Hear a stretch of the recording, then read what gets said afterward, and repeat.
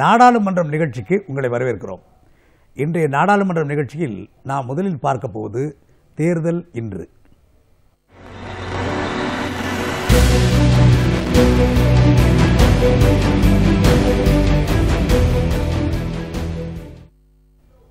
தேர்தல் இன்று பகுதியில் திமுக வெளியிட்ட வேட்பாளர் பட்டியல் தான் முக்கிய இடம் பிடிக்குது.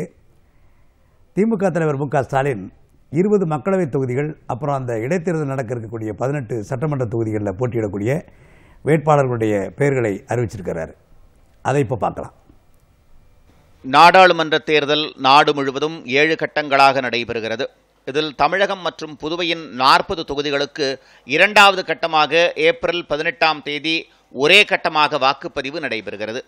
இந்த தேர்தலில் கூட்டணி கட்சிகளுக்கு 20 தொகுதிகளை அளித்து இதர 20 தொகுதிகளில் திமுக போட்டியிடுகிறது. 20 தொகுதிகளின் வேட்பாளர்கள் பட்டியலை திமுக தலைவர் மு க ஸ்டாலின் வெளியிட்டார். முதலில் நாடாளுமன்ற தேர்தலில் போட்டியிடக்கூடிய வேட்பாளர் பட்டியல். சென்னை வடக்கு doctor Kalanidhi Veeraswamy, MBBS, MS, FRCS, MCH. Chennai தெற்கு முனைவர் த சுமதி என்கிற Thamizhachi Thangapandian, MA, MPhil, PhD. மத்திய Chennai Dayanidhi Maran, BA. திருவரம்புதூர் TR Balu, BSc. Kanchipuram தனி தொகுதி G செல்வம், MCom, MPhil, LLB. Arakkonam S Jagath Ratchagan, PhD. Vellore TM Kathir Anand, MBA, USA. Dharmapuri doctor S Senthilkumar, MBBS, MDRD. Tiruvannamalai CN Annadurai, BCom. Kallakurichi doctor தே Gautham Sigamani, MS ortho. Salem SR Parthiban, MA, BL. Nilgiri தனித்தொகுதி ஆ Raja, BSc, ML. Pollachi கு சண்முகசுந்தரம், BE. திண்டுக்கல் ப வேலுச்சாமி. Cuddalore TRPS Sri Ramesh, BBM. மயிலாடுதுறை சே Ramalingam, BA. Thanjavur SS Palanimanickam, MA, BL. Thoothukudi Kanimozhi Karunanidhi, MA. Tenkasi தனி Dhanush M Kumar, BE, MBA, MS, LLB. Tirunelveli சா ஞானதிரவியம் ஆகிய 20 பேர்கள் திராவிட முன்னேற்றக் கழகத்தின் சார்பில் போட்டியிடுகிறார்கள். தமிழகத்தில் இடைத்தேர்தல் நடைபெறவுள்ள 18 சட்டப்பேரவை தொகுதிகளில் களம் காணும் திமுக வேட்பாளர்களின் பட்டியலையும் மு க ஸ்டாலின் வெளியிட்டார். பூந்தமல்லி தனி தொகுதி ஆ Krishnasamy, BL. Perambur RD Sekar, BCom, BL. Thiruporur Senthil என்கிற SR இதயவர்மன், BA. ஷோலிங்கர் ஆ அசோகன், BA. குடியாத்தம் தனி தொகுதி S காத்தவராயன். ஆம்பூர் ஆ சே வில்வநாதன். ஒசூர் SA சத்யா. பாப்பிரெட்டிப்பட்டி ஆவண்ணா மணி, BCom, BL. அரூர் தனி தொகுதி சே கிருஷ்ணகுமார், BE, சிவில். நிலக்கோட்டை தனி சி சவுந்தரபாண்டியன், BA, BL. திருவாரூர் பூண்டி கே கலைவாணன். தஞ்சாவூர் TKG நீலமேகம். மானாமதுரை தனி தொகுதி கரு காசிலிங்கம் என்கிற இலக்கியதாசன், MA, PhD. ஆண்டிப்பட்டி A மகாராஜன். பெரியகுளம் தனி தொகுதி KS சரவணகுமார், BE, MBA.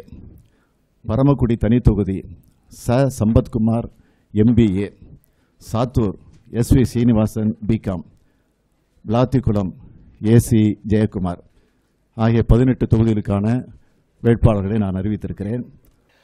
இதேபோல் புதுச்சேரி மாநிலத்தில் காலியாக உள்ள தட்டான்சாவடி சட்டமன்ற தொகுதியில் திமுக வேட்பாளராக K வெங்கடேசன் போட்டியிடுவார் என்றும் தலைவர் மு க ஸ்டாலின் அறிவித்தார். இதைத் தொடர்ந்து செய்தியாளர்களின் கேள்விகளுக்கு பதிலளித்த மு க ஸ்டாலின் திமுக தேர்தல் அறிக்கை நாளைய தினம் வெளியிடப்படும் என்று தெரிவித்தார். தேர்தல் அறிக்கை கதாநாயகனாகவும் கதாநாயகியாகவும் இருக்கும், நிச்சயமாக வில்லனாக இருக்காது என்றும் அவர் குறிப்பிட்டார். கதாநாயகனாக தேர்தல் அறிக்கையை கலைஞர் வர்ணிப்பார். உங்களுடைய கதாநாயகனா இருக்குமா தேர்தல் அறிக்கை? எப்படி எப்போ வரும் தேர்தல் அறிக்கை? நீங்க என்ன பேர் சொல்லுங்க? நிச்சயமாக கதாநாயகனாக இருக்கும், கதாநாயகியாகவும் இருக்கும், வில்லனாக இருக்காது. திமுக தலைமையிலான மதச்சார்பற்ற முற்போக்கு கூட்டணி தமிழகம், புதுவையில் 40 தொகுதிகளிலும் வெற்றி பெறும் என்றும், மத்திய பாஜக ஆட்சியை தூக்கி எறிய மக்கள் தயாராகி விட்டார்கள் என்றும் மு க ஸ்டாலின் தெரிவித்தார். 40 தொகுதிகளிலையும் திமுக தலைமையில் இருக்கக்கூடிய மதச்சார்பற்ற முற்போக்கு கூட்டணியினுடைய அணிகள் போட்டியிடுது. ஆக எல்லா தொகுதிகளையும் இன்றைக்கு இருக்கக்கூடிய இந்த ஆட்சியின் மீது இருக்கக்கூடிய மக்கள் எந்த அளவுக்கு வெறுப்பாக இருக்கிறாங்க, எந்த அளவுக்கு இந்த ஆட்சியை உடனடியாக தூக்கி எறிய வேண்டும் என்று கருதி கொண்டிருக்கிறார்கள். அது மத்தியில் இருக்கக்கூடிய ஆட்சியாக இருந்தாலும், மாநிலத்தில் இருக்கக்கூடிய ஆட்சியாக இருந்தாலும் அதை அப்புறப்படுத்துவதற்கு தயாராக இருக்கிறார்கள். தமிழகம், புதுவையில் 40 தொகுதிகளில் முத்தமிழ் அறிஞர் கலைஞரே போட்டியிடுவதாக நினைத்து மக்கள் வாக்களிக்க வேண்டும் என்று திமுக தலைவர் மு க ஸ்டாலின் வேண்டுகோள் விடுத்தார். திராவிட முன்னேற்றக் கழகம் ஜனநாயக இயக்கம். வேட்பாளர் தேர்வும் ஜனநாயக அடிப்படையில் நடந்தது என்பதை நான் உங்களுக்கு சொல்ல தேவையில்லை. தகுதியானவர், பொருத்தமானவரே வேட்பாளராக நிறுத்தப்படுவார் என்று நம்புகிறோம். யார் வேட்பாளராக நிறுத்தப்பட்டாலும் உதயசூரியன் நிற்கிறது என்று நினைக்கும் உடன்பிறப்புகளை கொண்டது திமுக கழகம் என்ற பெருமை எங்களுக்கு உண்டு. இன்னும் பெருமையோடு சொல்ல வேண்டும் என்று சொன்னால், தலைவர் கலைஞர் அவர்களே வேட்பாளர் என நினைத்து பணியாற்ற வேண்டும் என்று கழக தொண்டர்களை நான் கேட்டுக்கொண்டு இந்த வேட்பாளர் பட்டியலை மகிழ்ச்சியோடு வெளியிடுகிறேன். தேர்தல் பிரச்சாரத்தை திருவாரூர் தொகுதியில் வருகின்ற புதன்கிழமை தொடங்க உள்ளதாகவும் திமுக தலைவர் மு க ஸ்டாலின் தெரிவித்தார். வேட்பாளர்களை அறிவித்த கையோட மு க ஸ்டாலின் தன்னுடைய பிரச்சாரத்தையும் நாளையிலிருந்து தொடங்குறாரு. 20ஆம் தேதி நாகையில் அவருடைய பிரச்சாரத்தை தொடங்கி ஏப்ரல் 6ஆம் தேதி வரைக்கும் சுற்றுப்பயணம் செய்ய இருக்காரு. இது முதல்கட்ட பிரச்சார பயணம். அதை பற்றி கொஞ்சம் விவரமாக பார்த்துடலாம். 20ஆம் தேதியன்று காலை 10 மணிக்கு நாகை நாடாளுமன்ற தொகுதி மற்றும் திருவாரூர் சட்டமன்ற தொகுதியில் மு க ஸ்டாலின் பிரச்சாரம் மேற்கொள்கிறார். மாலை 5 மணிக்கு தஞ்சை நாடாளுமன்ற தொகுதி மற்றும் தஞ்சை சட்டமன்ற தொகுதியில் திமுக தலைவர் பிரச்சாரம் செய்கிறார். வருகின்ற 21ஆம் தேதி பெரம்பலூர் நாடாளுமன்ற தொகுதியிலும், 22ஆம் தேதி சேலம் நாடாளுமன்ற தொகுதியிலும், தர்மபுரி நாடாளுமன்ற தொகுதி மற்றும் பாப்பிரெட்டிப்பட்டி சட்டமன்ற தொகுதியிலும் பிரச்சாரம் மேற்கொள்கிறார். 23ஆம் தேதி தர்மபுரி நாடாளுமன்ற தொகுதி மற்றும் அரூர் சட்டமன்ற தொகுதியிலும், திருவண்ணாமலையிலும் மு க ஸ்டாலின் பிரச்சாரம் செய்கிறார். 24ஆம் தேதி வடசென்னை நாடாளுமன்ற தொகுதியிலும், பெரம்பூர் சட்டமன்ற தொகுதியிலும், 25ஆம் தேதி காஞ்சிபுரம் நாடாளுமன்ற தொகுதி மற்றும் திருப்போரூர் சட்டமன்ற தொகுதியிலும், மாலை திருவள்ளூர் நாடாளுமன்ற தொகுதி மற்றும் பூவிருந்தவல்லி சட்டமன்ற தொகுதியிலும் மு க ஸ்டாலின் பிரச்சாரம் மேற்கொள்கிறார். 26ஆம் தேதி திண்டுக்கல் நாடாளுமன்ற தொகுதி மற்றும் நிலக்கோட்டை சட்டமன்ற தொகுதியிலும், 27ஆம் தேதி காலை தேனி நாடாளுமன்ற தொகுதி மற்றும் பெரியகுளம் சட்டமன்ற தொகுதியிலும், மாலை தேனி நாடாளுமன்ற தொகுதி மற்றும் ஆண்டிப்பட்டி சட்டமன்ற தொகுதியிலும் பிரச்சாரம் மேற்கொள்கிறார். 28ஆம் தேதி காலை மதுரை நாடாளுமன்ற தொகுதியிலும், மாலை விருதுநகர் நாடாளுமன்ற தொகுதி மற்றும் சாத்தூர் சட்டமன்ற தொகுதியிலும், 29ஆம் தேதி காலை சிவகங்கை நாடாளுமன்ற தொகுதி மற்றும் மானாமதுரை சட்டமன்ற தொகுதியிலும், மாலை ராமநாதபுரம் நாடாளுமன்ற தொகுதி மற்றும் பரமக்குடி சட்டமன்ற தொகுதியிலும் திமுக தலைவர் பிரச்சாரம் மேற்கொள்கிறார். 30ஆம் தேதி கிருஷ்ணகிரி நாடாளுமன்ற தொகுதி மற்றும் ஹொசூர் சட்டமன்ற தொகுதியிலும், 31ஆம் தேதி காலை வேலூர் நாடாளுமன்ற தொகுதி மற்றும் ஆம்பூர் சட்டமன்ற தொகுதியிலும், மாலை வேலூர் நாடாளுமன்ற தொகுதி மற்றும் குடியாத்தம் சட்டமன்ற தொகுதியிலும் மு க ஸ்டாலின் பிரச்சாரம் மேற்கொள்கிறார். ஏப்ரல் 1ஆம் தேதி காலை அரக்கோணம் நாடாளுமன்ற தொகுதி மற்றும் சோளிங்கர் சட்டமன்ற தொகுதியிலும், மாலை தென்சென்னை நாடாளுமன்ற தொகுதியிலும், 2ஆம் தேதி நீலகிரி நாடாளுமன்ற தொகுதியிலும் மு க ஸ்டாலின் பிரச்சாரம் மேற்கொள்கிறார். 3ஆம் தேதி காலை திருப்பூரிலும், மாலை கோவையிலும், 4ஆம் தேதி காலை பொள்ளாச்சியிலும், மாலை ஈரோட்டிலும், 5ஆம் தேதி காலை கரூரிலும், மாலை கள்ளக்குறிச்சியிலும், 6ஆம் தேதி காலை விழுப்புரம் தொகுதியிலும், மாலை ஆரணி தொகுதியிலும் திமுக தலைவர் மு க ஸ்டாலின் பிரச்சாரம் மேற்கொள்வார் என்று அறிவிக்கப்பட்டுள்ளது. 18 தொகுதிக்கு இடைத்தேர்தல் அறிவிக்கப்பட்டு அதுக்கு வேட்பாளர்களையும் திமுக அறிவிச்சிருச்சு. கூடவே ஒட்டப்பிடாரம், அரவக்குறிச்சி, திருப்பரங்குன்றம் ஆகிய தொகுதிகளில் தேர்தல் நடத்துங்கன்னு தொடர்ந்து வலியுறுத்திவிட்டு வருது. இதில் திருப்பரங்குன்றம் இடைத்தேர்தலில் அதிமுக வேட்பாளர் போஸ் வெற்றியை எதிர்த்து திமுக வேட்பாளர் சரவணன் ஒரு வழக்கு தொடர்ந்தார். அந்த வழக்கு சென்னை உயர்நீதிமன்றத்தில் விசாரணையில் இருக்குது. இன்றைக்கி நீதிமன்றத்தில் ஆஜரான வழக்கறிஞர் வில்சன் வழக்கு காரணம் காட்டி திருப்பரங்குன்றம் தேர்தல் அறிவிக்கப்படாமல் இருக்குது, உடனே தீர்ப்பு வழங்குங்கன்னு கேட்டுக்கிட்டாரு. அதுக்கு நீதிமன்றம் நாங்கள் தான் தேர்தல் நடத்த வேணாம்னு சொல்லலையே, வழக்க காரணம் காட்டி தேர்தல் நடத்தாமல் இருக்கிறது தவறு அப்படின்னு சொல்லியிருக்கு. இந்த வழக்கில் வெள்ளிக்கிழமைக்குள்ளே தீர்ப்பு வழங்கப்படும்னு நீதிபதி வேல்முருகன் சொல்லியிருக்காரு. மதுரையில் சித்திரை திருவிழா நடக்கிறதுனால அங்கே மட்டும் வாக்குப்பதிவு இரவு 8 மணி வரைக்கும் நடத்தப்படும்னு தேர்தல் ஆணையம் சொல்லியிருக்கு. தேர்தல் அறிவிக்கப்பட்டிருக்கிற 18ஆம் தேதி மதுரையில் சித்திரை திருவிழா நடக்கிறதுனால தேர்தலையே ஒத்தி வைக்கணும்னு நீதிமன்றத்தில் வழக்கு போட்டிருக்காங்க. ஆனால் தேர்தலை ஒத்தி வைக்க முடியாது அப்படின்னு தேர்தல் ஆணையம் திட்டவட்டமாக சொல்லிட்டாங்க. அதுக்கு பதிலாக மதுரையில் வாக்குப்பதிவு 8 மணி வரைக்கும், இரவு 8 மணி வரைக்கும் வச்சுக்கலாம்னு சொல்லியிருக்காங்க. நாடாளுமன்ற தேர்தல் 7 கட்டங்களாக நடக்குது. நாடாளுமன்ற தேர்தல் 7 கட்டங்களாக நடக்குது. முதல் கட்ட வாக்குப்பதிவு ஏப்ரல் 11ஆம் தேதி நடக்குது. அதில் 91 தொகுதிகளுக்கு வாக்குப்பதிவு நடக்குது. அதுக்கான வேட்புமனு தாக்கல் இன்னைக்கு தொடங்கியிருக்கு. இதே போல் 2வது கட்டமாக வாக்குப்பதிவு, அதாவது 18ஆம் தேதி நடக்குது இல்லையா, தமிழ்நாட்டிலையும் ஏப்ரல் 18ஆம் தேதி தான் தேர்தல். அதுக்கான வேட்புமனு தாக்கல் நாளைக்கு தொடங்குது. பொதுவாக இப்போ இந்த நாடாளுமன்ற தேர்தல் பரபரப்பாக அறிவிக்கப்பட்டு அதற்கு பிறகு வேட்பாளர்கள் அறிவிக்கப்பட்டு தொகுதி கூட்டணி எல்லா கட்சிகளும் முடிவு பண்ணி இப்போ பிரச்சாரத்துக்கும் கிளம்ப ஆரம்பிச்சிருக்கிறாங்க. இப்போ நாம் சில கணக்கு வழக்குகளை வாக்காளர்கள் பார்க்க வேண்டியிருக்கு. ஏற்கனவே பதவியில் இருந்த எம்பிக்கள், இந்த 18 தொகுதியில் இருந்த எம்எல்ஏக்கள், இந்த 18 தொகுதியில் பாவம் அவங்கள எம்எல்ஏக்களாக இருக்கக்கூட விடலை, தகுதி இழப்பு செஞ்சுட்டாங்க. அவங்களுக்குள்ளே நடந்த உட்கட்சி சண்டையில் அவங்களுடைய பதவி பறிபோயிருச்சு. ஏற்கனவே இருந்த எம்பிக்கள் என்ன செஞ்சாங்க? இப்போ நாம் அடுத்து பார்க்க போவது என்ன செய்தார் எம்பி.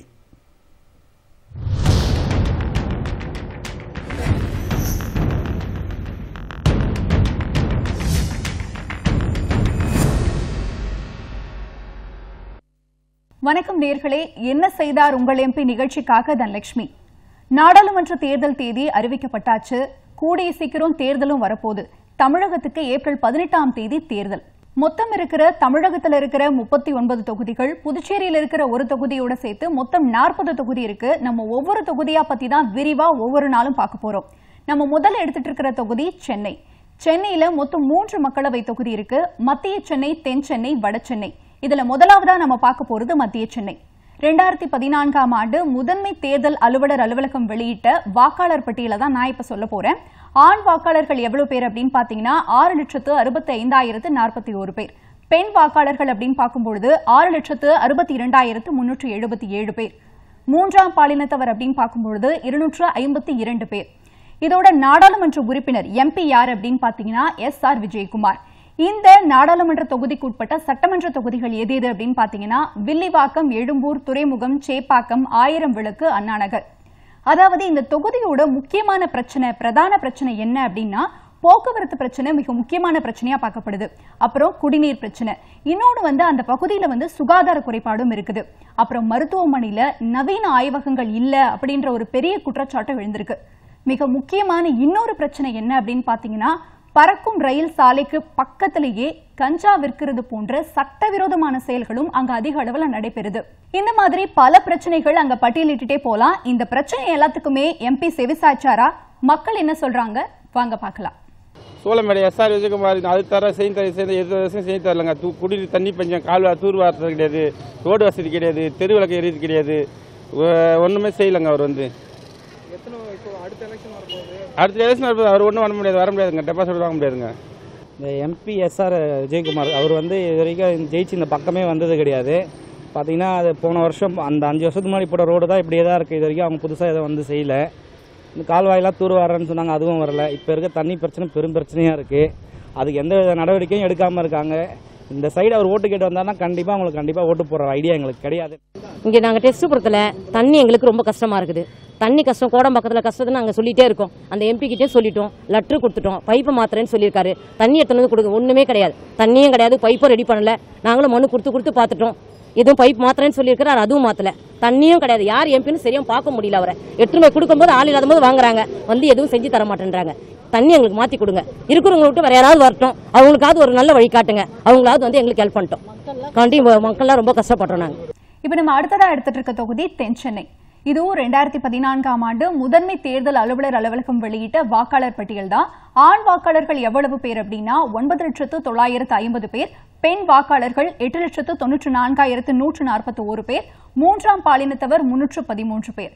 இந்த தொகுதியோட நாடாளுமன்ற உறுப்பினர் யார் அப்படின்னா ஜெயவர்தன். இந்த தொகுதிக்கு உட்பட்ட சட்டமன்ற தொகுதிகள் விருகம்பாக்கம், சைதாப்பேட்டை, தியாகராய நகர், மயிலாப்பூர், வேளச்சேரி, சோழிங்கநல்லூர். இந்த பகுதி மக்களோட பிரதான பிரச்சனை என்ன அப்படின்னா குடிசை பகுதியில் இருக்கக்கூடிய மக்கள் எல்லாரையுமே அப்புறப்படுத்துறது, அப்புறம் பள்ளிக்கரணை நன்னீர் சதுப்பு நிலம் ஆக்கிரமிப்பு. இந்த ஒரு விஷயம் நடந்ததால தான் 2015ஆம் ஆண்டு சென்னைக்கு வெள்ளம் வந்தப்போ இந்த பகுதியே தண்ணியால முழுகுச்சுன்னு சொல்லலாம். இன்னொரு முக்கியமான பிரச்சனை என்ன அப்படின்னு பாத்தீங்கன்னா வேளச்சேரியில அரசு மருத்துவமனை கிடையாது. அதனால அங்க இருக்கக்கூடிய நடுத்தர மக்களும் ஏழை மக்களும் நீண்ட தூரம் பயணிச்சு ராஜீவ்காந்தி மருத்துவமனைக்கும் ராயப்பேட்டை மருத்துவமனைக்கும் செல்லக்கூடிய ஒரு அவல நிலை அங்க இருக்கு. இது மாதிரி நான் நிறைய விஷயங்கள் பிரச்சனைகள் பட்டியலிட்டுட்டே போலாம். நான் சொன்னா பத்தாது, அங்க இருக்கக்கூடிய மக்களும் சொல்றாங்க. என்ன சொல்றாங்க வாங்க பார்க்கலாம். குப்பைக்காரங்க வரமாட்டாங்க, தண்ணி வராது, இதுக்கு இது செய்கிறேன் அது செய்கிறேன்னு சொன்னாங்களே தவிர இது வரைக்கும் எதுவுமே செய்யலை. வெள்ளத்துக்கு வந்து விசாரிச்சுட்டு போனாங்க, அதோட ஒரு பிரயோஜனமும் கிடையாது. சும்மா ஒரு பேருக்கு நாங்கள் செய்கிறோம் இது செய்கிறோன்றாங்க தவிர வேறு ஒன்றும் கிடையாது. அதிமுக சேர்ந்தவங்க யாராக இருந்தாலும் இங்கே வந்து இதுவே எதற்கு எந்த ஒரு அடிப்படை வசதியும் செஞ்சு கொடுக்கல. இதோ இந்த வீட்டை கட்டித்தரேன்னு சொல்லிட்டு பல வருஷமாக நான் குழந்தையிலேருந்து நான் கேட்டுன்னு இருக்கேன் அந்த வார்த்தையை. எனக்கு இந்த இடத்துல வீடு கட்டித்தரேன், உங்களுக்கு இந்த இடத்துல கல்வி வீடு கட்டித்தரேன்னு சொல்லியிருந்தாங்களே கண்டி யாரும் ஒரு வீடும் கட்டி கொடுத்ததில்ல. இந்த வீடு கூட வந்து கலைஞர் கட்டி கொடுத்த வீடு, அவர் பிள்ளையில் இருக்கும் போது அவர் கட்டி கொடுத்த வீடு. இன்னமும் இந்த அதிமுககாரங்க கட்டித்தரேன்னு சொல்லிட்டு எங்ககிட்ட வாய் ஜோக்கு தான் கொடுத்துன கண்டி யாருமே வீடு கட்டி கொடுத்த இது இல்லை. இந்த இடத்துல ரொம்ப வருஷமாக இருக்கிறோம் இங்கே நாங்கள். ஆனால் எந்த வசதியுமே இல்லை இந்த இடத்துல. ரோடு வசதி இல்லை, இந்த பாத்ரூம் வசதி இல்லை, இந்த கொசு கடியிலே எவ்வளோ கொசுங்க நிறைய இருக்குது இந்த இடத்துல நாங்கள் எப்படியோ அனுபவிச்சுன்னுக்கிறோம். யாரும் பார்க்கறது வர மாட்டுறாங்க. பாத்ரூம் கட்டித்தரேன்னு சொன்னாங்க, அதுவும் கட்டி கொடுத்த பாடில்லை. அமைச்சர் ஜெயக்குமாரோட மகனான ஜெயவர்தன் தன்னுடைய தொகுதியான தென்சென்னை தொகுதியை எட்டி பார்த்தாரா, மக்கள் என்ன சொன்னாங்க அப்படின்றத நம்ம கேட்டோம். அடுத்ததான் நம்ம பார்க்க போறது வடசென்னை தொகுதி. இதுலயும் 2014ஆம் ஆண்டு முதன்மை தேர்தல் அலுவலர் அலுவலகம் வெளியிட்ட பட்டியல் தான் நான் எடுத்துட்டு வந்திருக்கேன். ஆண் வாக்காளர்கள் எத்தனை பேர் அப்படின்னா 7,07,433 பேர், பெண் வாக்காளர்கள் 7,14,304 பேர், மூன்றாம் பாலினத்தவர் 264 பேர் இருந்திருக்கிறாங்க. இதோட நாடாளுமன்ற உறுப்பினர் யார் அப்படின்னா DG வெங்கடேஷ் பாபு.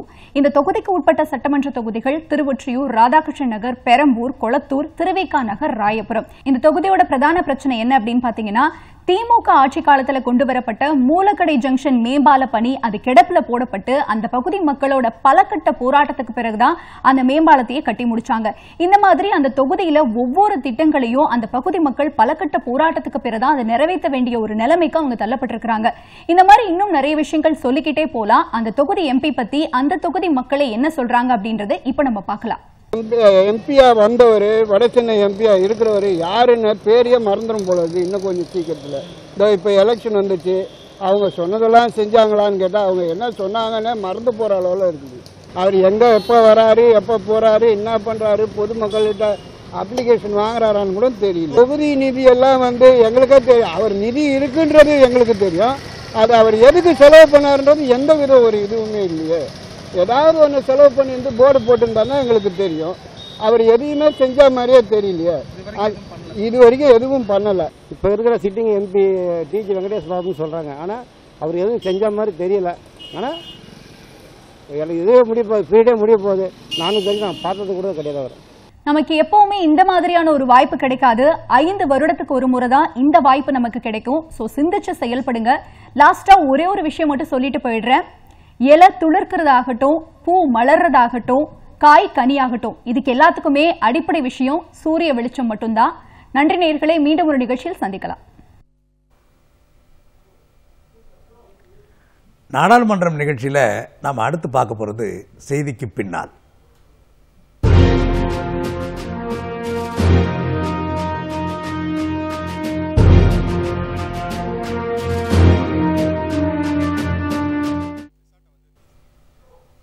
இன்றைய செய்திக்கு பின்னால் நிகழ்ச்சியில் முதல்ல நாம் பார்க்க போகிறது 2 நாளைக்கு முன்னாடி தமிழக வாழ்வுரிமை கட்சி தலைவர் வேல்முருகன் திமுக தலைவர் மு க ஸ்டாலினை சந்தித்து தன்னுடைய ஆதரவு தெரிவித்த விஷயத்தை தான்.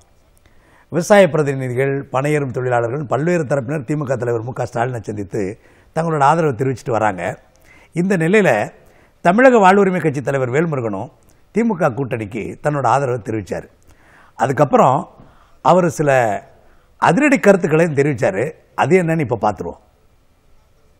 எம்ஜிஆர் ஆட்சியில் 87 சாலை மறியல் 21 வன்னிய உயிர்களை அதிமுக அரசு காக்கை குறியுடையபடி சுட்டு படுகொலை செய்தது. அதற்கு பிறகு திமுக 89 ஆட்சிக்கு வந்த பிறகுதான் இவ்வளவு ஒரு பெரும் சமூகம் இத்தனை உயிர்களை பலி கொடுத்து போராடி இருக்கிறது என்று மருத்துவர் ராமதாஸ் அவர்களை, நம்முடைய வீரபாண்டியார் அவர்களையும், அண்ணன் துரைமுருகன் அவர்களையும், இன்னும் எம்ஆர்கே பன்னீர்செல்வம், வேங்கையின் மைந்தன் எம்ஆர்கே பன்னீர்செல்வனுடைய தந்தை திரு முட்ட கிருஷ்ணமூர்த்தி என்று சொல்லக்கூடியவர்களையும், அன்றைய திமுகவின் முதுபெரும் தலைவராக இருந்த நெல்லிக்குப்ப கிருஷ்ணமூர்த்தி அவர்களையும் அனுப்பி அழைத்து பேசி 89இல் வன்னியர் மக்களுக்கும் சேர்த்து 108 சாதி மக்களுக்கு தமிழின தலைவர் மறந்த கலைஞர் அவர்களுடைய சமூகத்தையும் சேர்த்து 108 சாதிகளுக்கு, பிற்படுத்தல் சாதி மக்களுக்கு இடஒதுக்கீட்டு வழங்கியது திராவிட முன்னேற்ற கழகம். நான் முடிச்சிடுறேன். அதனால் இடஒதுக்கீட்டை நாங்கள் தான் வாங்கி கொடுத்தோன்னு சொல்லி அப்பாவி வன்னியர் மக்கள்கிட்ட போய் பொய்யான பிரச்சாரம் பண்ணி ஏமாற்றி வேலை செய்கிறாங்க. இந்த வேல்முருகன் கூட எங்கள் ஐயா ரொம்ப நல்லவர், ரொம்ப வல்லவர், எங்கள் ஐயா தான் இதெல்லாம் செஞ்சு கொடுத்துருக்காரு அப்படின்னு நானும் நினச்சேன். அதேமாதிரி எங்கள் தாத்தா பையன் பாடலி மணின்னு அவருக்கு இப்போ இருக்கிறார் உயிரோடு. வன்னியர் சங்கத்தை 1980 நிறுவியவர் அவர் தான், ஃபவுண்டர் லீடர் அவர் தான். அவர் கையொப்பம் இருக்கு, ரிஜிஸ்ட்ரேஷன் போய் பாருங்கள். அதேமாதிரி ராமதாஸை திண்டிவனத்துடைய நகர அமைப்பாளரை போட்டது திரு ஏ.கே. நடராஜன். அதனால் மருத்துவர் ராமதாஸ் தான் மட்டும்தான் வன்னியருக்கு தலைவன்று சொந்தம் கொண்டாடுறது தவறு. பல தலைவர்கள் ஒன்று கூடி உருவாக்கப்பட்டது தான் வன்னியர் சங்கம். அதை தனதாக்கி கொண்டார், தன் குடும்ப சொத்தாக மாற்றிக்கொண்டார். உலகம் முழுவதும் வன்னியர்களுக்கு சொந்தமானது வன்னிய கோயில்னு சொல்லி உலகம் முழுவதும் வாழ்கிற வன்னியர்கள் ஒரு செங்கல் எடுத்து வாங்கன்னு சொன்னார். நாங்கள் எல்லாம் போய் செங்கல் மட்டும் கொடுக்கல, உடல் பொருள் ஆவி எல்லாத்தையும் கொடுத்தோம். ஆனால் இன்றைக்கு அந்த கலைக்கல்லூரிக்கு சரஸ்வதி கலை அறிவியல் கல்லூரி, பொறியியல் கல்லூரிக்கு சரஸ்வதி கலை அறிவியல் கல்லூரி, சட்ட பல்கலைக்கழகத்துக்கு சரஸ்வதி கலை அறிவியல் கல்லூரி, சட்ட பல்கலைக்கழகம், பொறியியல் எல்லாத்துக்கும் அவங்க குடும்பத்து பேரே வச்சுக்கிட்டார். அப்புறம் என்ன சொன்னார், இடஒதுக்கீட்டில் செத்து போன குடும்பத்தை நான் வாழ வைக்க போகிறேன்னார். திமுக ஆட்சியில் தான் பேராசிரியர் தீரனும் சட்டமன்றத்தில் போராடி அந்த உயிரிழந்த குடும்பத்திற்கு 3 லட்சம் ரூபாயும் அவருடைய குடும்பத்திற்கு 3000 ரூபாயும் இன்றைக்கு நிதி கொடுத்தது திமுக ஆட்சியில். இது எல்லாம் இன்றைக்கி கூட்டணி வந்ததுக்காக நான் சொல்லலை, இது பல தொலைக்காட்சி விவாதங்களில் நான் பேசியிருக்கிறேன், பதிவு செய்திருக்கிறேன். ஆக என்னை பொறுத்தவரையில் மருத்துவர் ராமதாஸை நம்பி சென்ற அந்த வன்னியர் இனம் இன்னைக்கு நட்டாற்றில் நிற்கிறது. அதுக்கு ஒரே சாட்சி 30 ஆண்டு காலம் ஒரு மிகப்பெரிய தளபதியாக இருந்த மாவீரன் காடுவெட்டியார் அவர்கள் இன்றைக்கு சாகடிக்கப்பட்டிருக்கிறார், மருத்துவ கொலை செய்யப்பட்டிருக்கிறார். எனது அப்பாவை கொலை செய்து விட்டார்கள், எனது அண்ணனை கொலை செய்து விட்டார்கள் என்று காடுவெட்டி குரு அவருடைய அன்பு மகன் கனலும், அவருடைய உடன் பிறந்த சகோதரி சந்தாமரை அவர்களும், அவருடைய தாய் கல்யாணி அவர்களும் கட்சி என்று என் பிள்ளையை அழைத்து கொண்டு போய் கொலை செய்து விட்டீர்களே பாவிகளே, இனி யாரும் என் முகத்தில் முழிக்காதீங்க, நாங்கள் யாரும் பாட்டாளி மக்களத்தில் உறுப்பினராக இல்லைன்னு சொல்லி அறிவிச்சிருக்கிறாங்க. ஆனால் அதை பல தொலைக்காட்சி நீங்கள் போடலை. நேற்று முன்தினம் சென்னை பத்திரிகையாளர் மன்றத்தில் அவங்களுடைய பேட்டி கொடுத்தாங்க, ஆனால் அதை போட்டிருக்கிறீங்க, அதுக்கு நாங்கள் நன்றி சொல்கிறோம். அதிமுகவோட இப்போ கூட்டணி வச்சிருக்கிறாரு பாமகனரோட ராமதாஸ். அவரை பற்றி தான் இப்போ வேல்முருகன் புட்டு வச்சிருக்கிறாரு. ராமதாஸ் சமீபத்தில் ஒரு புத்தகம் வெளியிட்டார். அந்த புத்தகத்தில் அதிமுகவோட தலைவி, இன்னைக்கு இருக்கிற இபிஎஸ் ஓபிஎஸ் தெய்வமாக கொண்டாடக்கூடிய அந்த அதிமுகவினோட தலைவி, புரட்சி தலைவி மாண்புமிகு அம்மா ஜெயலலிதாவை பற்றி ஏராளமாக விமர்சனம் செஞ்சிருக்காரு ராமதாஸ். ஜெயலலிதாவுக்கு ஏகப்பட்ட பேர் வைக்கிறார். ஜெயலலிதா ஒரு பேராசைக்காரர் அப்படின்னு ராமதாஸ் அந்த புத்தகத்தில் சொல்லியிருக்காரு. அதை என்னன்னு இப்போ பார்த்துருவோம்.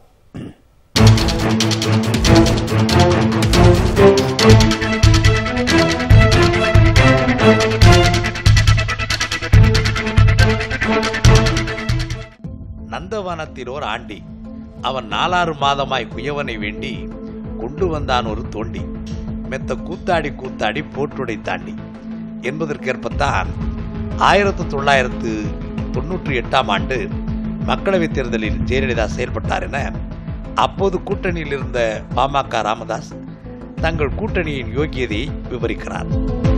மக்கள் வரிப்பணத்தை கொள்ளையடித்த காரணத்திற்காக சிறை சென்றதற்கு பிறகும் ஜெயலலிதா நடவடிக்கையில் சிறிதும் மாற்றமில்லை என குறிப்பிடுகிறார் ராமதாஸ். அதற்கு உதாரணமாக வாஜ்பாய் அரசை ஜெயலலிதா கவிழ்த்த கதையை விளக்குகிறார். ஜெயலலிதாவுக்கு எப்போதுமே ஆசைகள் இருக்கும். அவை யதார்த்தமான ஆசையாக இருக்காது, நிறைவேற சாத்தியங்கள் உள்ள ஆசைகளாக இருக்காது. இவைகளை புரிந்து கொள்ளும் அறிவும் பொறுமையும் ஜெயலலிதாவுக்கு இல்லை என்பதை அந்த காலகட்டத்தில் கூட்டணியில் இருந்தபோது உணர்ந்து கொண்டேன் என அந்த புத்தகத்தில் ராமதாஸ் விவரிக்கிறார். தற்போது சாத்தியமே இல்லாத ஆசைகளோடு அதிமுக அணியில் அவர் சேர்ந்திருக்கிறார். அந்த காலகட்டத்தில் ஜெயலலிதாவுக்கு இருந்த ஆசைகள் இரண்டு தானாம். ஒன்று, அவர் மீதான ஊழல் குற்றச்சாட்டுகள் அனைத்தையும் திரும்ப பெற வேண்டும், திமுக ஆட்சியை கலைக்க வேண்டும். இந்த 2 ஆசைகளும் நிறைவேறாத காரணத்தால் வாஜ்பாய் அரசுக்கு அவர் அளித்து வந்த ஆதரவை ஓராண்டிலேயே திரும்பப் பெறுகிறேன் என்று கூறி ஆட்சி கலைவதற்கு முழுமுதற் காரணமாக இருந்தார். இந்த கதையை சொல்லும் ராமதாஸ் வாஜ்பாய் அமைச்சரவையில் அதிமுகவுக்கு ஜெயலலிதா கேட்டு வாங்கிய இலாக்காக்கள் பற்றியும் குறிப்பிடுகிறார். தம்பித்துறைக்கு சட்டத்துறையையும், ஆர்.கே. குமாருக்கு வருமான வரித்துறையை உள்ளடக்கிய நிதித்துறையையும், கடம்பூர் ஜனார்த்தனனுக்கு சிபிஐ இயக்கும் பணியாளர் நலத்துறையையும் கேட்டு வாங்கியதிலிருந்தே ஜெயலலிதாவின் யோக்கியதையை எளிதில் உணரலாம் என ராமதாஸ் கூறுகிறார். இப்படி இலாக்காக்களை வாங்கும் பொழுது கூட்டணி கட்சியைச் சேர்ந்த தன்னிடமோ மற்ற தோழமை கட்சி தலைவர்களிடமோ விவாதிக்காமல் ஜெயலலிதா தன்னிச்சையாக முடிவெடுத்தார். அதைவிட கொடுமை என்னவெனில், அதிமுக பொதுக்குழு கூட்டத்தை கூட்டி ஜெயலலிதா என்னையும் சரமாரியாக திட்டினார் என பெருந்தன்மையுடன் உண்மையை ஒத்துக்கொள்ளுகிறார் ராமதாஸ். இனிமேல் தன்னை மதிக்காத அதிமுகவுடன் கூட்டணி சேரக்கூடாது என முடிவில் இருந்ததாக சொல்லும் ராமதாஸ் அடுத்தடுத்து ஜெயலலிதாவுடன் கூட்டணி வைத்து மண்ணை கவ்வியதையும் நமக்கு நினைவுபடுத்தி சொல்லுகிறார். பேராசை கொண்ட ஜெயலலிதா தனக்கு வேண்டியதை சாதித்துக் கொள்ள எப்படிப்பட்டவர்களை அதிமுகவில் வளர்த்து விட்டார் என ராமதாஸ் தனது சொந்த அனுபவத்திலிருந்து குறிப்பிடுவதை அடுத்து பார்க்கலாம். வழக்கமாக அரசியல் கட்சிகளில் கொள்கை பிடிப்பு கொண்ட தொண்டர்களுக்கு பதவி வழங்கப்படும். ஆனால் அதிமுகவை பொறுத்தவரை ஜெயலலிதா பதவி ஏற்றது முதல் வன்முறை, கலவரம், அடிதடி, தாக்குதல் போன்ற செயல்களில் ஈடுபடுவோருக்கு மட்டும்தான் பதவிகள் வழங்குவார் என தன்னோடு அடிதடி, கலவரம், தாக்குதல் என எல்லா வன்முறை செயல்களிலும் ஈடுபட்டு தற்போது சட்டத்துறை அமைச்சராக இருக்கும் சி.வி. சண்முகத்தை நினைத்து எழுதியிருக்கிறார் ராமதாஸ். அரசன் அன்றே கொள்வான், தெய்வம் நின்று கொள்ளும் என்பதில் எனக்கு நம்பிக்கை இல்லைதான். ஆனால் ஜெயலலிதா செய்த தவறுக்கு தண்டனை நின்று கொன்றுவிட்டது என்று ராமதாஸ் அந்த புத்தகத்தில் குறிப்பிடுகிறார்.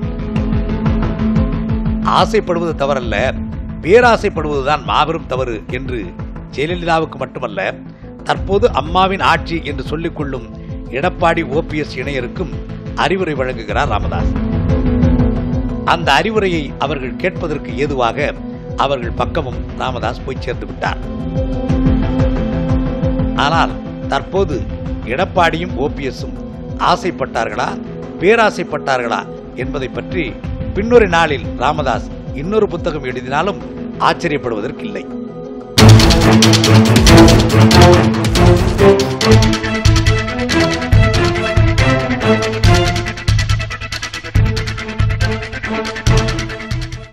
ஜெயலலிதாவோட கூட்டணியில் இருந்தபோது என்னென்ன நடந்துச்சுன்னு ராமதாஸ் ஞாபகப்படுத்தி அதுக்காக ஒரு புத்தகமும் எழுதியிருந்தார். அதை நம்ம இடைவெளிக்கு முன்னாடி பார்த்தோம்.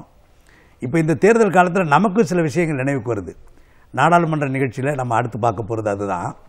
முதல்ல ஞாபகம் வருதே என்கிற அந்த பகுதியில் நாம் முதல்ல பார்க்க போகிறது ஸ்டெர்லைட் போராட்டம் பற்றி.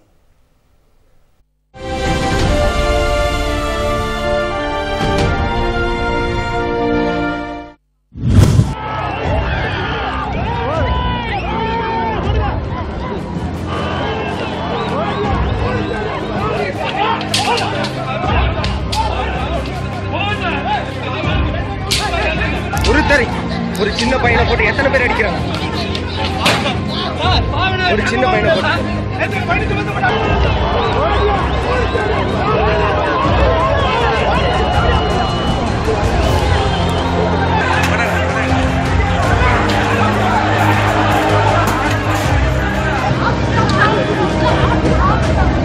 சரி சார்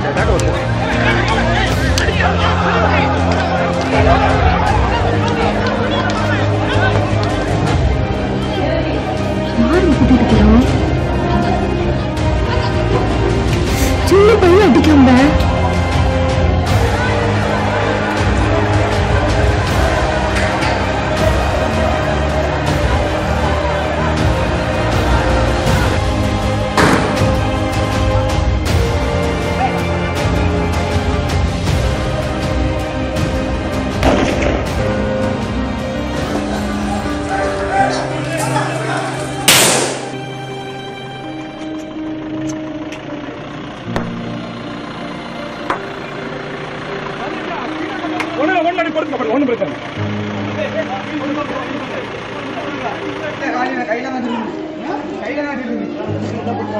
யாரு அது யாரு எப்படி இழுக்கலாம் விரட்டுங்க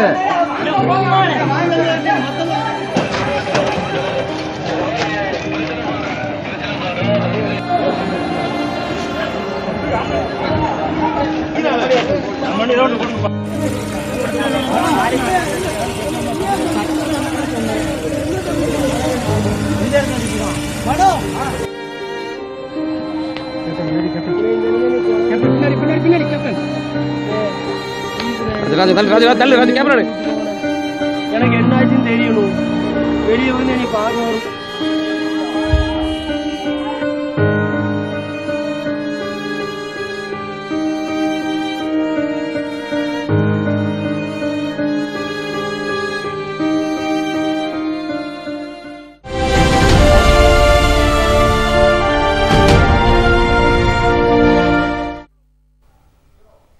ஸ்டெர்லைட் ஆலையால் சுற்றுச்சூழல் மாசுபடுது, நோய் வருதுன்னு அந்த பகுதி மக்கள் தொடர்ந்து போராட்டம் நடத்தினாங்க.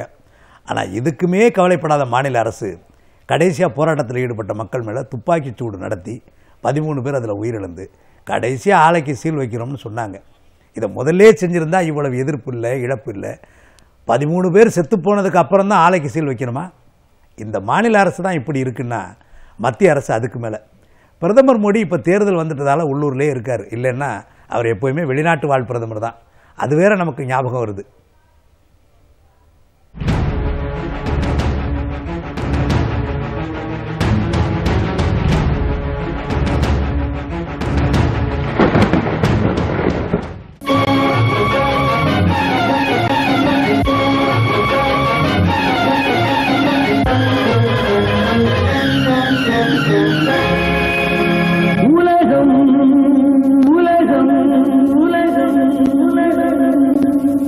வெளிநாடு வாழ் இந்தியர்களை கேள்விப்பட்டிருக்கின்றோம். ஆனால் நமது பிரதமர் மோடியோ வெளிநாடு வாழ் பிரதமர் என்ற புதிய பெருமையை பெற்றிருக்கின்றார்.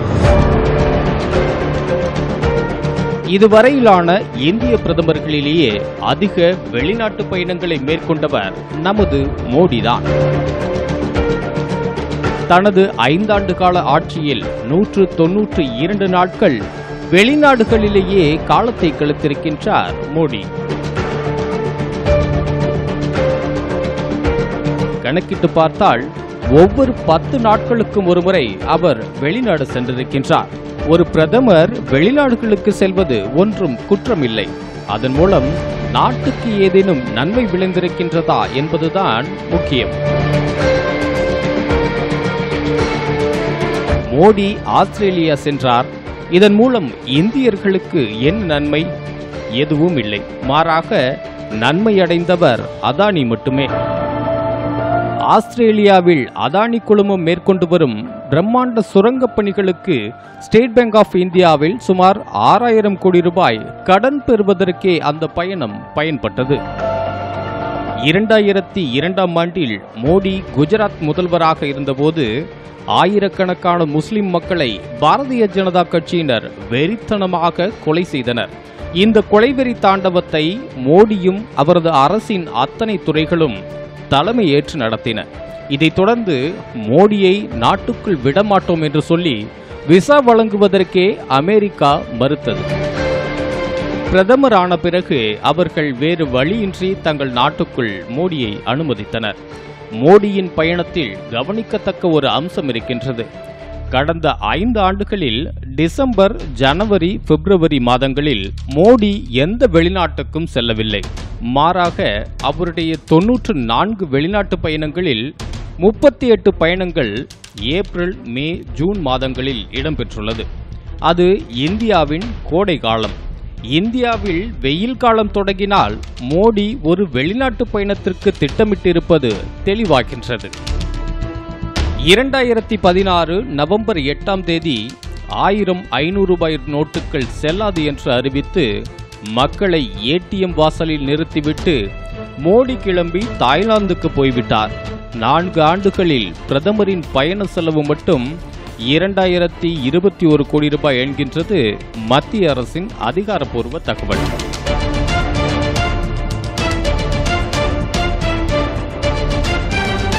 மோடி உள்நாட்டுக்குள் அரசு நிகழ்ச்சி, கட்சிப் பணிகள், பிரச்சாரம் என 389 நாட்களையும், வெளிநாட்டு பயணங்களில் 192 நாட்களையும் செலவழித்துள்ளார். மொத்தம் 581 நாட்கள் மோடி பயணத்தில் இருந்திருக்கின்றார். அதாவது அவரது ஆட்சி காலத்தில் 3 நாட்களுக்கு ஒரு பயணம் செய்திருக்கிறார். அப்படி மோடி மேற்கொண்ட ஒரு பிரான்ஸ் பயணத்தில்தான் தற்போது பரபரப்பாக பேசப்படும் ரஃபேல் ஒப்பந்தத்தின் சிக்கலுக்குரிய பகுதிகளுக்கு அடித்தளம் அமைக்கப்பட்டது. எப்படி ஆஸ்திரேலிய பயணத்துக்கு அதானியை உடன் அழைத்து சென்றாரோ, அதேபோல பிரான்ஸ் பயணத்துக்கு அனில் அம்பானியை அழைத்து சென்றார் மோடி. இந்தியாவின் பாதுகாப்புத்துறை அமைச்சருக்கே தெரியாமல் ஏற்கனவே இருந்த ரஃபேல் ஒப்பந்தம் திருடப்பட்டு புதிய ஒப்பந்தம் கையெழுத்தானதாக அறிவிக்கப்பட்டது. இந்திய மக்களின் வரிப்பணம் 30,000 கோடியை தூக்கி அனில் அம்பானிக்கு வழங்கும் புதிய ரஃபேல் ஒப்பந்தத்தை தனது பிரான்ஸ் பயணத்தில் நிறைவேற்றினார் மோடி. மோடி ஒருமுறை வெளிநாட்டுக்கு சென்றால் ஏதோ ஒரு கார்ப்பரேட் நிறுவனத்துக்கு பெரும் சகாயம் செய்ய போகிறார் என்பது அர்த்தம். மோடியின் ஒவ்வொரு வெளிநாட்டு பயணமும் இதற்கு சாட்சி சொல்கின்றன. மற்றபடி மோடியின் வெளிநாட்டு பயணத்தால் எந்த அந்நிய முதலீடும் வந்து சேரவில்லை. இந்தியாவின் உள்நாட்டு உற்பத்தியும் உயரவில்லை. ரூபாய் மதிப்பும் உயரவில்லை. மோடி வளர்ச்சியின் நாயகன் அல்ல, அவர் மக்கள் பணத்தில் உலகம் சுற்றும் ஊதாரி வாலிபன் என்பதே புள்ளி விவரங்கள் காட்டுகின்றன.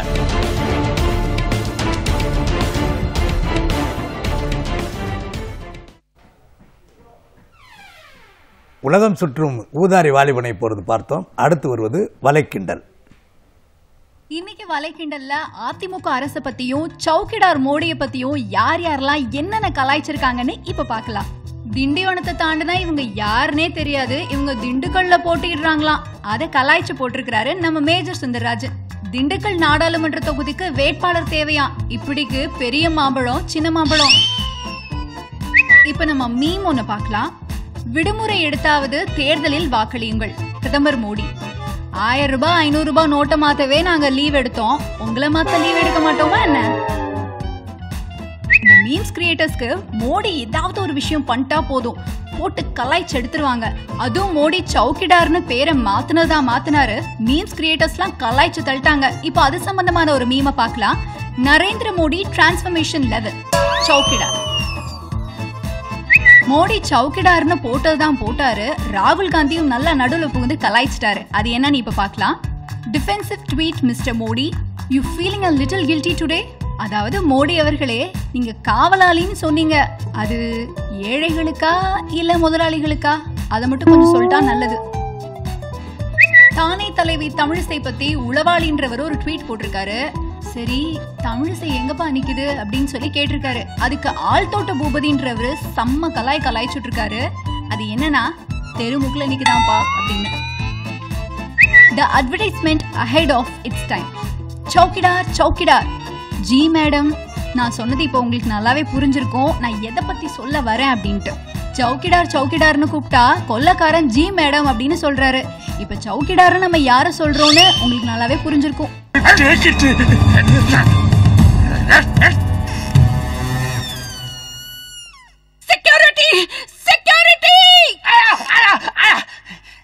G madam. பஜரங்கி फिसल गई जुबान. சவஞ்சி ரெயின்போ காலனில அந்த படத்தோட ஹீரோ அவங்களோட ஃப்ரெண்ட்ஸோட எல்லாம் சேர்ந்துக்கிட்டு ஒரு பாட்டு பாடுவாரு. ராஜா ராஜாதி ராஜனிந்தர் ராஜா. அந்த பாட்டுக்கு சோனியா அகர்வாலோட ரியாக்ஷன் நமக்கு இன்னமும் நல்லா ஞாபகம் இருக்கும்னு நினைக்கிறேன். அந்த ரியாக்ஷன் வச்சு நாட்டுப்புறத்தான்றவர் ஒரு ட்வீட் போட்டிருக்காரு. திண்டுக்கல்ல பாமக போட்டியா. விக்கி டாக்ஸ்ன்றவரு எப்படியெல்லாம் அழுத்தம் கொடுக்குறாங்கன்னு எழுதி #மண்டியிட்ட மாங்கான்னு போட்டு அதோட சேர்த்து ஒரு வீடியோவும் அப்லோட் பண்ணியிருக்காரு. அந்த வீடியோ பார்த்தாதான் நாங்க என்ன சொல்ல வரோம் அப்படின்றது உங்களுக்கு புரியும். பாருங்க. கார்ட்டூன் பார்த்தேன், ஒரு கார்ட்டூன் எனக்கு வாட்ஸ்அப்ல வந்தது. அதுல பார்த்தா எடப்பாடி பழனிசாமி மோடிக்கு அழுத்தம் கொடுக்கறான்னு அழுத்துறாரு. இதுதான் அழுத்தம் கொடுக்கறது, மசாஜ் பண்ணி கொடுக்கற, அதான் அழுத்தம் கொடுக்கறதா. இது என்ன பிரமாதம்? இது விட பெசலைட் ஒண்ணு இருக்கு கூவுடா. இந்த கூட்டணியில் சேர்ந்து 10 நாட்கள் தான் ஆகிறது. இந்த 10 நாட்களுக்குள் மாநில அரசை பல முறை வலியுறுத்தியிருக்கின்றோம். பாரத பிரதமரையே வலியுறுத்தியிருக்கின்றோம். அழுத்தம் கொடுத்திருக்கின்றோம். அதுல பாருங்க, வேலைக்கு சேர்த்தவனே ராயரு 2 நிமிஷம் தாங்க மேலைங்களையும் பார்த்தாரு. டக்குன்னு கையகால அமுக்கிட்டாரு. எப்படித்தான் கண்டுபிடிக்கிறாங்களோ. ஓ 1 2 3 சொல்லி பாராட்டுறீங்களா? 2 ஓ 3.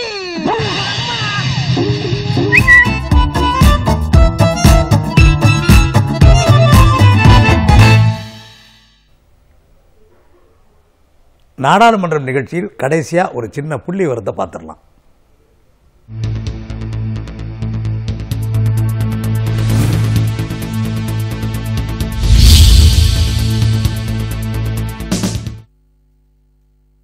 இந்தியாவில் 2014ஆம் ஆண்டு பொதுத் தேர்தலில் எந்த வேட்பாளருக்கும் எனது வாக்கை செலுத்த விருப்பமில்லை என்று 54,45,287 பேர் வாக்களித்துள்ளனர். இது மொத்த வாக்காளர்களில் 1.1% ஆகும். இதில் பிரதமர் மோடி போட்டியிட்ட வதோதரா மற்றும் வாரணாசி தொகுதியில் மட்டும் 20,104 பேர் எந்த வேட்பாளரையும் பிடிக்கவில்லை என்று வாக்களித்துள்ளனர். ஒரு இந்திய குடிமகன் வாக்களித்ததற்கு அடையாளமாக இருக்க இடது கை ஆள்காட்டி விரலில் மை வைக்கப்படுகிறது. இந்தியாவின் அனைத்து தொகுதிகளுக்கும் சேர்த்து 2014ஆம் ஆண்டு பயன்படுத்தப்பட்ட மையின் அளவு 20,140 லிட்டர். தேர்தல் பணியில் ஈடுபட்டுள்ள அதிகாரிகள், ராணுவ வீரர்கள், காவலர்கள், தேர்தல் பணியாளர்கள் என தனது தொகுதியில் வாக்களிக்க முடியாதவர்கள் தபால் மூலம் தங்கள் வாக்கை செலுத்தலாம். அப்படி 2014ஆம் ஆண்டு மக்களவைத் தேர்தலில் தபால் மூலம் வாக்களித்தவர்கள் 8,97,391 பேர். இத்துடன் நாடாளுமன்றம் நிகழ்ச்சி நிறைவு பெறுகிறது. மீண்டும் சந்திப்போம். வணக்கம்.